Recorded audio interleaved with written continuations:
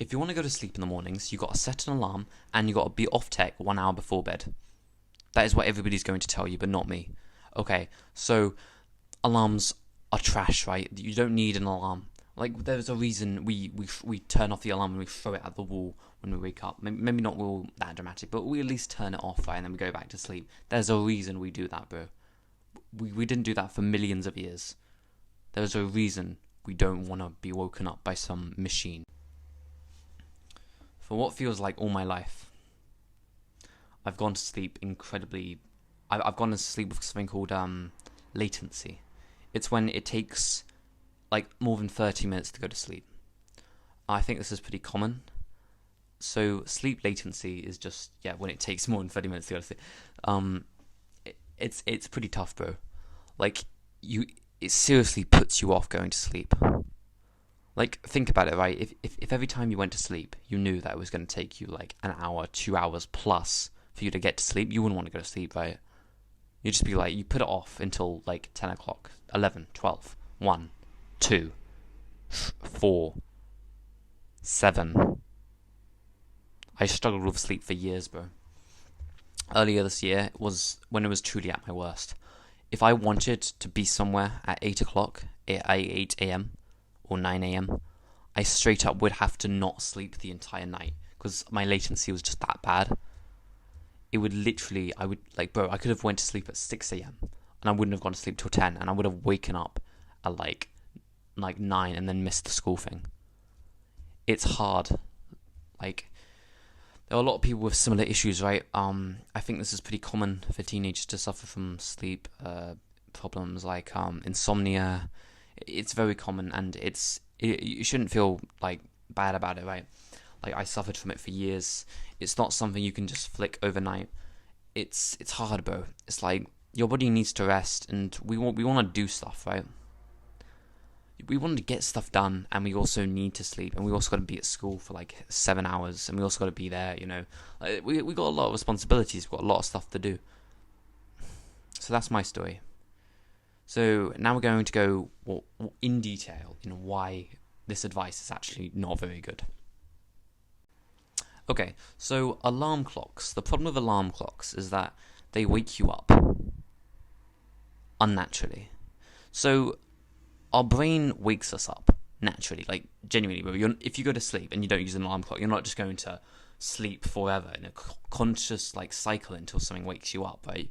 Your brain can naturally wake itself up after about kind of like 8 to 9 hours of sleep, something like that, and then your brain naturally wakes itself up. This happens because, well, how do you think humans woke up for millions of years, right? Like, just natural brain stuff, right? So I think this is the correct way of actually waking up.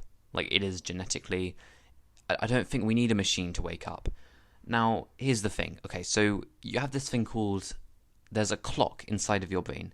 It's called the brain clock. I'm not really sure what it's called, but your brain kind of knows what time it is based on things like the sun and, things like that, from like experience of time. Just tons of stuff makes up your brain knowing what kind of time it is. And a good example of this is, I don't ever experience this, but some people might. So if you ever wake up about like a minute before your alarm, 10 seconds before the alarm, actually, I think that's happened a few times to me. Yeah. If you've ever woken up like a few seconds or minutes before your alarm, then that's your natural brain time clock telling you to wake up at 8 o'clock. But it's not very precise, right? If you tell an alarm to wake you up at 7:01:30, it will wake you up at 7:01:30. But even if your brain time clock knows to wake you up at 7, it might wake you up at like 7:30, 15 to 7. And this isn't a problem, right? People think this is a problem, but it's not a problem, right? It's just your natural, the way the brain works. Like, it's not set to a specific time scale, and that's the problem with alarm clocks. Another problem is teenagers, bro. So teenagers need more sleep. So we need about 9 hours of sleep, right? So like, that's just like, let's just not debate that, okay? So some people are like, oh, you need 7 hours, you need 6 hours, you need 8 hours, you need 9. Let's stop debating this, right? So adults need about 8 hours, children need about 8 hours, teenagers actually need about 9 hours, and it takes your body about 2 hours to go to sleep and to wake up. So it's about 2 hours. So you spend about 2 hours in bed, and you're only asleep for about 8 hours. I explained this in a previous video, but I think we'll go in a bit more in detail. So if I go to sleep at 10, what time should I set my alarm for? Let's say we're still using an alarm. What time should I set my alarm for? Okay, the overwhelming majority of you will say 6 a.m. No. You set your alarm for 8 a.m. That is how sleep works. And if you're a teenager, you set your alarm for 9 a.m. Yes. Yes, that is the way. That is the way. Okay, so you might be like, oh my god, that's crazy. I cannot sleep for that long. That's insane, Sam. What are you on about? That's like, what? 11 hours in bed. You said we need 9 hours of sleep. That's how it works. If you want to go to sleep for 9 hours, you are in bed for 11 hours. Because when you lay on your bed, you don't instantly like... That's not how it works, right? You lay there for maybe like 10 minutes, maybe like 20 minutes, maybe like 30 minutes. For me, it's like 2 to 3 hours. So my sleep is kind of crazy. I do about 12 hours in bed every day, but I only get like 7 hours of sleep when I should be getting like 9, right? So if you don't want to take my advice based on just that, then I don't blame you, bro. Like, go look at some other sleep expert. Yeah, I'm a sleep expert, bro. The problem with most people who have this argument against alarms and against things like the modern day uses to help us sleep is that they don't actually have solutions to the actual things they're arguing against, right? They'll tell you not to use an alarm, then they won't tell you how to actually wake up in the morning. So in this video, we're going to have like solutions for everything that I think is wrong. So alarms, there's a solution for that. It's called daylight. We're going to explain further in the video, but I just want to let you know early on that we have solutions to all of these things that we are saying is trash, right? We're not just criticizing the world for being the world. Okay, so the school system, the education system. I sent an email to my head teacher discussing why, just stating why school start and finish times are kind of like corrupt, bro. Like it's basically inhumane, bro. Like you're expected to wake up at around 7, right? 7:30. If you wake up after 7:30, you have to rush so much. I used to literally have to rush within the last 10 minutes just to get to school because I just wanted some more sleep. Because not only did I find it hard to get to sleep at night, I also needed more sleep because I was a teenager, bro. Like, well, I am, but like, you know what I mean, right? Like, okay, so the education system is basically inhumane. Like, so it's telling every student to basically wake up 7:30, but in order for a teenager, you literally need to wake up. You need to literally go to sleep at 8. You need to be in bed by 8 to wake up at 7 o'clock. And if you want to wind down, it's like 7 o'clock wind down. Winding down at 7 o'clock. But 7 o'clock is when teenagers get stuff done, bro. And remember, bro, we're back home by like 4 o'clock if you have like a bus or something. 3:30 if you just walk, right? Or maybe just 3:15. But anyway, bro. So what, you have less than 4 hours to just like live. Like, bro, like you stop arguing that we're living at school, bro. So even at lunchtimes, we're in somebody else's uniform.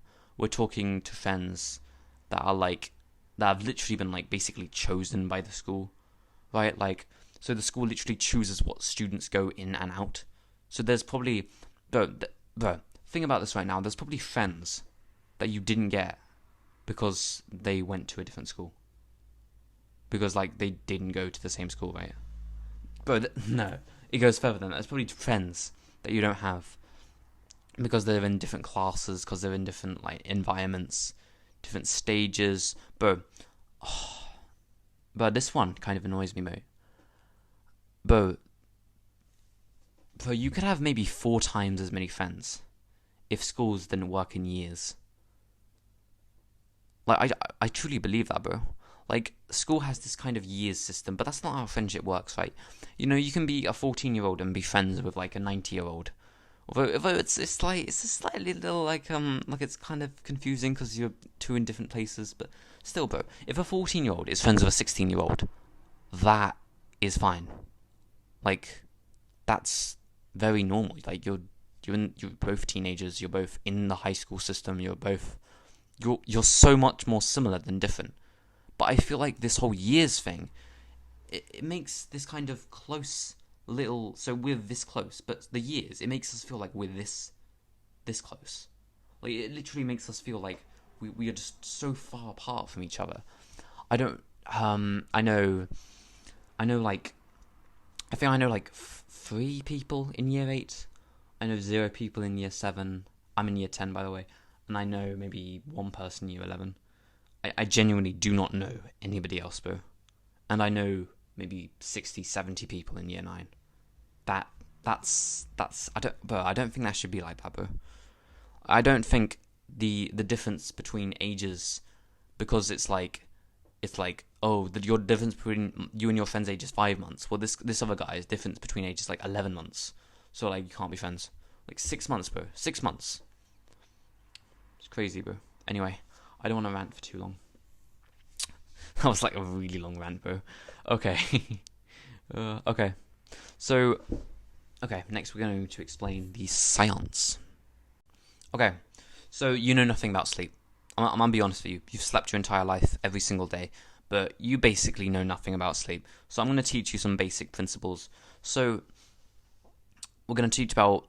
Okay, we'll start with melatonin. So melatonin is this chemical that is released into your brain, and it's basically like the go to sleep chemical.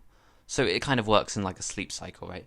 So if your bedtime is like 9 o'clock for 7 years, then like every day, melatonin is released at like around, what was the time again? 7 o'clock. Yeah, I think it was. Sorry, bro. I'm a bit sleep deprived, bro. I'm still learning, bro. Okay, bro. Yeah, so the melatonin is released around 7 o'clock, and that's basically like the go to sleep now chemical. So we can think of that, yeah, as just the go to sleep now chemical. So you want to get this chemical at the same time every day, because then you sleep at the same time every day and you wake up at the same time every day, and then you're kind of like natural, right? So you can kind of make stuff, right? So it kind of makes sense. So if you mess around with your sleep cycle a lot, and you go to sleep at 1 a.m. sometimes and 10 p.m. and it's fine. Like occasionally to just go to sleep late. Like there's nothing wrong with just going to sleep late. You don't have to be like a military soldier with your sleep. But bro, if like you genuinely know you're not gonna do anything interesting whatsoever tonight, then you might as well go to sleep early.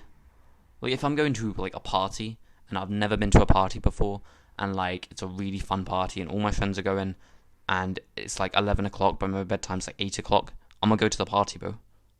Like if I don't have a nice time, I just won't go again. Like you don't have to be a military soldier about your routine. I think some people like, I mean, bro, that's kind of like, bro, like you got to kind of balance it out, right? Like what's better for you long term, right? Missing the party but getting one good night of sleep, or getting a good night's sleep, or missing the party. So maybe your friends come back the next day and they say it was a boring party and you shouldn't have gone. But why not learn for yourself, bro? Maybe it was a fun party. You never know. Anyway, so that's melatonin sleep cycle. Okay, so there's 3 stages: light sleep, deep sleep, REM sleep. So when you're in your light sleep, that is when you should wake up. Light sleep, okay. When you're in your deep sleep, you don't want to be woken up. When you're in your REM sleep, no. That's a no-go, right? If you're woken up in your REM sleep, that's like, oh my god. Like, you'll be lucky if you do wake up, bro. You want to get as much REM sleep as possible, because REM sleep is like the best sleep. Deep sleep is also really good, but you want to basically just go through the process as many times as possible. That's basically what sleep is. When you're unconscious, you're not just unconscious. You're going through these stages: light sleep, deep sleep, REM sleep, light sleep, deep sleep. You're just going through, and once you go through them a certain amount of times, you're kind of fine, right? You can just wake up. Boom, I'm awake. So that's how the sleep cycles work. And this is important because it's important for you to understand how alarm clocks actually work. So if your alarm clock goes off in your REM sleep, then that's very bad. Deep sleep, that's not very good. But it's better than the REM sleep, but it's not very good. And then light sleep, it's like, yeah, bro, that's probably the best. Although you don't even want it to go off at all, because your brain should probably wake up yourself. But yeah, bro. So that's how sleep cycles work. Now we're going to discuss winding down. So this is a term that you've probably heard a lot. It's basically just where you wind down, right? You just wind down. So what is winding down, right? So what is winding down? Like, I keep saying winding down. Like, I'm obsessed. So I'm looking over here because over here I have this like kind of carpet kind of thing. It's like fake leather kind of rug kind of thing. And every single night, bro, I just lay down on this rug, and basically what I do is I just stare at the ceiling for like 10 to about 30 minutes.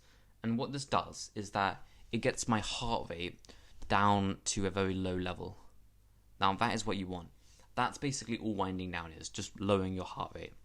So we all have quite stressful, quite annoying, quite sometimes irritating days where we can just, at the end of it, just feel really like, ugh, right? Like, just really like stressed, bro. So winding down is just getting that really high heart rate and then just lowering it, and then lowering it some more, and then lowering it some more. Like, that's why basically whenever you look up kind of like sleep help or whatever, it's just something to relax you. Because that's all you need to get to sleep, bro. You just need to be relaxed enough. That's all it is. Trust me, bro. All you need is your heart rate to be lower, and for you to be so relaxed that you can just drift off. Like, that's where the expression drifting off comes from. You're so relaxed that you can just go, bro. Like, you're so relaxed, you don't have to worry about, anything. That's all winding down is. So, whatever relaxes you, and I'm sure a lot of people watching this won't know what actually relaxes them. But if you do know something that relaxes you, try to do that before bed. Relaxing. Straight up, anything that relaxes you. There's a lot of opportunities for this, but I'll give you a few in case you just don't know stuff that relaxes you. So just meditation, reading are two very relaxing things. Journaling can be quite relaxing, as long as you're not journaling about any trauma or something. It can be very relaxing, and yeah, just lying on the floor. It's great because like no pillow, no nothing. Just lying on the floor, just being completely straight. You just relax, bro. You've got no other choice. You've got nothing to do. No staring at your phone while you're laying on the floor, bro. Just literally just staring at the ceiling, doing nothing else. Just staring at the ceiling.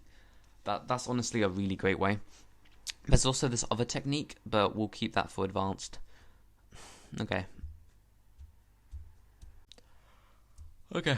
And then there's one more thing I want to note before we get into the advanced bit, and then we end the video. So, okay. One sec. Okay. So now we're going to discuss daylight. So at the very start of the video, I noted that if you want to stop using an alarm, then the best way to compensate the alarm is something called daylight. So daylight, well, it's just the thing outside, right? So a thing I heard really recently that's very interesting, right? So if you could count daylight, then inside your room, the room that you're watching this right now, there's about 20 to 30 daylight, 10 to 40, something like that. And outside, just guess how much? 100, 200, nope. 1,000, nope. 100 to 200,000 daylight is outside, if you could count daylight.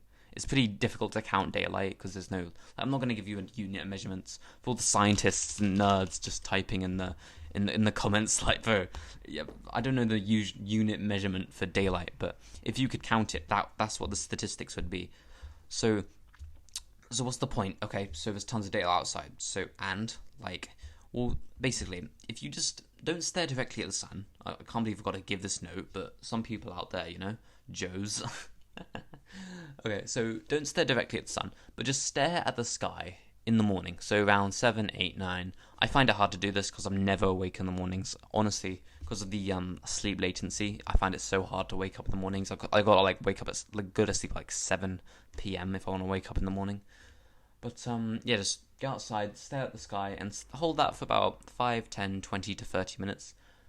However you can and then you just kind of just stop. And you might notice some things going on in your eyes, like kind of a feeling. I mean, it's not important, but like I tend to notice some kind of tingling, and then when I look away, it's like yeah, bro.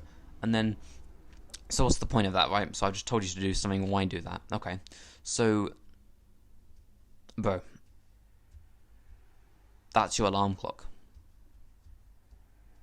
That will wake you up in the morning.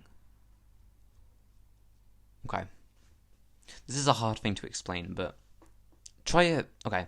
I know some people hate doing this, but whenever somebody gives me a piece of advice, I try it and I see if it works or not. But a lot of people, they're like, oh, but I've got to see the science, I've got to do some research, I've got to check the statistics, I've got to see, there's got to be like tons of graphs on the screen and stuff in order for me to believe something that this guy is just telling me. But seriously, bro, what damage is going to happen if you just look at the sky for 10 minutes? I mean, be real for a second, right?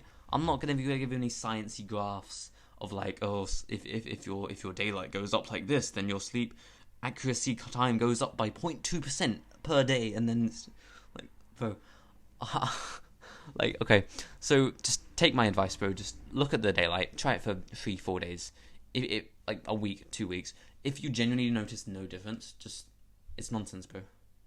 And like, be self-aware, right? A lot of people are just not self-aware, and obviously don't use your alarm clock at the same time. This might be scary for some people, but as long as you're not going to sleep at 2 a.m., like, it shouldn't be scary at all, mate. Like, it just come on. Yeah, bro. So just follow the advice. I'm not gonna give you no graphs, but the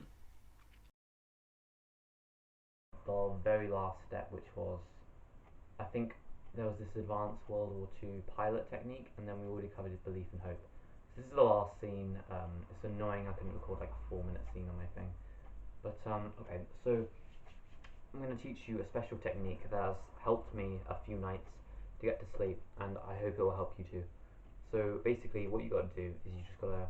It's going to be hard to show you. Wait, hold on. Okay, I'm just going to tell you how to do it, bro. Okay, so I'm not going to show you, so I'm going to tell you.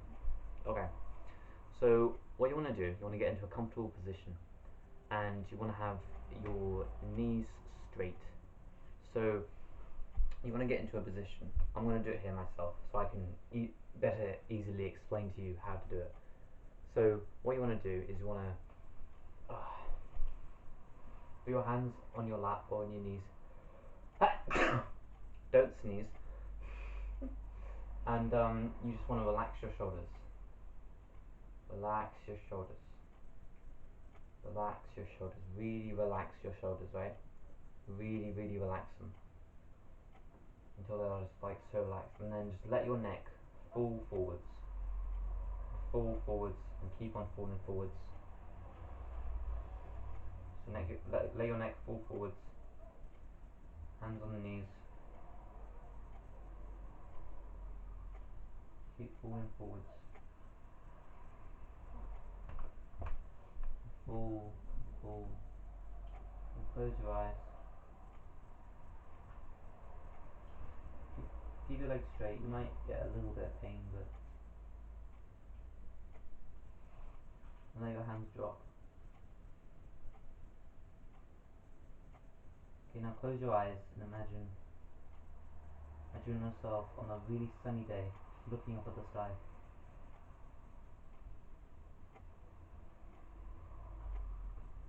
And then hold that for 10 seconds.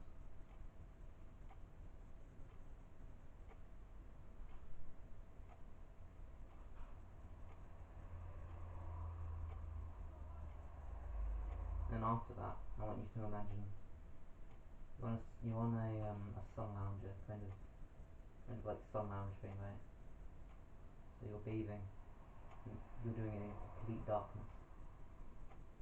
So you look around and it's completely pitch black. And you hold that for 10 seconds as well.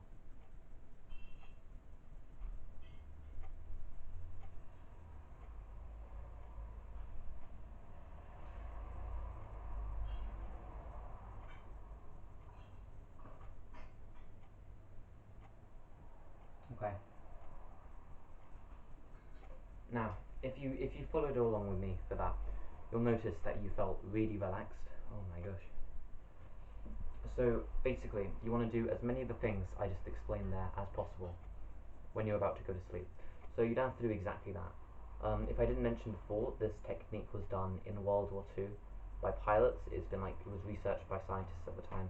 If you want to do like, I need to do data analysis to figure out whether the back might break when you're doing, but like it's fine, bro. Like you don't have to worry about anything. Oh, but what if your shoulders drop off because you're relaxing them too much? Like, come on, what's really gonna happen, mate? Yeah. So just try to do as many things as I explained to you in that little segment there. As you go to sleep. So what I like to do is I like to do the imagining thing, the imagining of the sunlight, and then the make sure to do it in that order, by the way, and then the sun lounger. So sunlight, sun lounger. I like to do that. I also like to relax the shoulders. I find that really good. Make sure, and if you're ever confused where to put your hands, just put it in your lap or on your knees. And I just really relax my shoulders, really lean back, and then I find that really helps to just be relaxed because all it is, bro, is just being relaxed. Like I said previously. Well, for me it was yesterday, but for you it was like 2 minutes ago. So I'm pretty sure I said winding down is just becoming relaxed, lowering your heart rate. And the best way to lower your heart rate is being relaxed. This is just like a relaxing technique, I guess you could say. And imagine being a World War II pilot, bro. You need to be relaxed, bro. You need like a technique to be relaxed. So that's basically what that is, bro. If you struggle to be relaxed, that's gonna really help you. But okay, I hope that you learned something from that, bro. My name is Sam. Our name is Seven. Oh, bro. Okay, so I hope you can sleep tonight. See you, boys.